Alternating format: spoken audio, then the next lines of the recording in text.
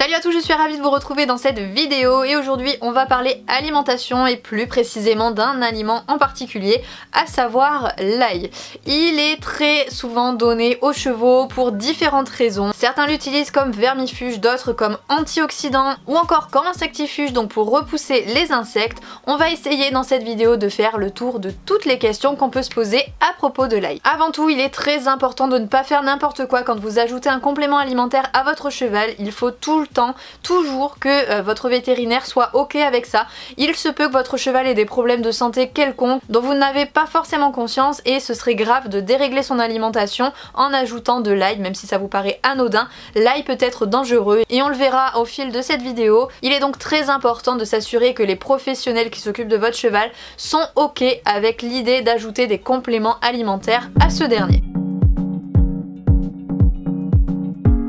On peut donner l'ail sous différentes formes à notre cheval. Il va exister par exemple de l'ail cru, tout simplement la gousse qu'on va donner directement à notre cheval.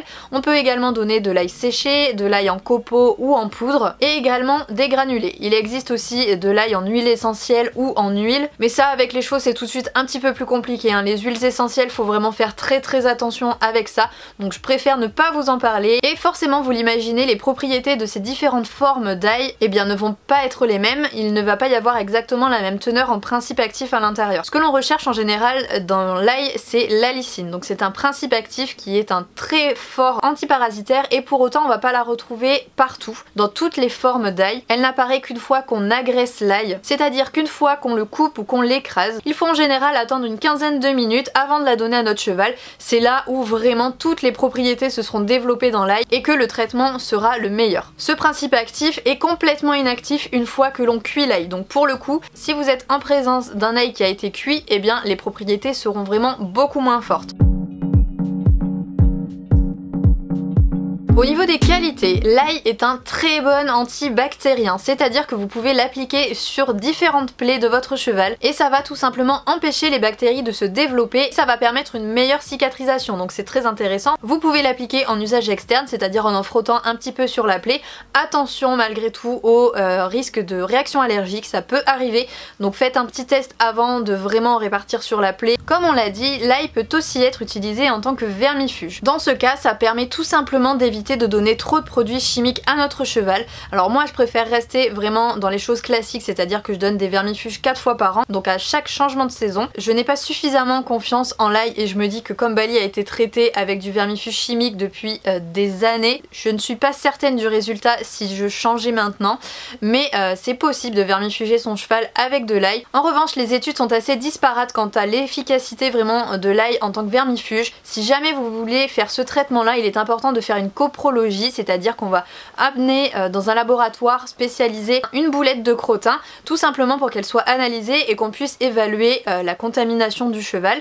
Ensuite, vous traitez votre cheval donc avec des gousses d'ail écrasées idéalement. Vous attendez quelques jours et vous refaites une coprologie, ça coûte pas très cher, hein, je vous rassure, pour voir si vraiment l'ail a été efficace. Auquel cas, il faudra faire un autre vermifuge puisque vous savez que les vers chez les chevaux, ça peut être vraiment très dangereux et même très souvent mortel. Donc vraiment, c'est important de pas jouer avec ce genre de choses là et c'est pour ça qu'il faut bien encadrer la chose avec une analyse du crottin. On dit aussi que l'ail peut être utilisé en tant qu'insectifuge. Alors là pareil, ça va dépendre de la façon dont vous l'utilisez. Si vous donnez des copeaux d'ail à votre cheval ou voilà, si vous faites ingérer à votre cheval de l'ail, ça n'agira pas du tout comme un répulsif. En tout cas, les études montrent apparemment que dans la très grande majorité des cas, ça ne fonctionne pas. Les résultats sont vraiment peu probants. En revanche, vous pouvez utiliser des décoctions d'ail. Donc c'est-à-dire que vous allez réaliser un petit mélange avec de l'ail et de l'huile par exemple, de l'huile d'ail. En revanche, si vous appliquez l'ail sur la peau, là ça peut être vraiment très efficace. Et l'appliquer par la suite sur l'ensemble du corps de votre cheval. Encore une fois, attention aux allergies, ça peut provoquer des brûlures également si c'est vraiment très répété.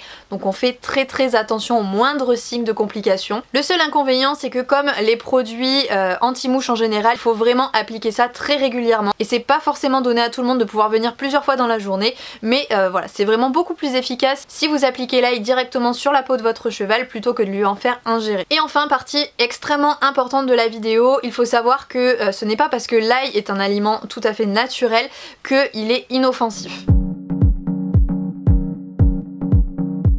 Si vous donnez de l'ail en trop grande quantité, votre cheval peut développer divers problèmes, à savoir des problèmes au niveau du tube digestif, ça peut créer une diminution de l'assimilation des aliments et également des ulcères à l'intérieur de l'estomac, également des problèmes de diarrhée, voire des anémies. Donc ça c'est quand on n'a pas suffisamment de globules rouges dans le sang, on peut retrouver ça également avec la maladie qui est apportée par les tiques. Ça peut également créer des problèmes de coagulation du sang et auquel cas si votre cheval se coupe, eh bien il mettra beaucoup plus de temps à cicatriser. Donc encore une fois, voilà, ce n'est pas parce que l'ail c'est quelque chose de naturel que n'y a pas de danger. Il faut vraiment être très vigilant et ne pas faire n'importe quoi avec ce dernier. Mais voilà, pour le coup ça peut aussi être un aliment très intéressant à utiliser. Et voilà, je pense avoir fait globalement le tour des questions principales que vous pouviez vous poser autour de l'ail. J'espère maintenant que vous y voyez un petit peu plus clair. Si vous avez des questions, eh bien n'hésitez pas bien évidemment à me les poster en commentaire, je me ferai un plaisir d'y répondre. N'oubliez pas aussi de vous abonner en cliquant juste ici. Allez, sur ce, je vous fais à tous de très gros bisous et on se retrouve naturellement très vite dans une prochaine vidéo. Salut!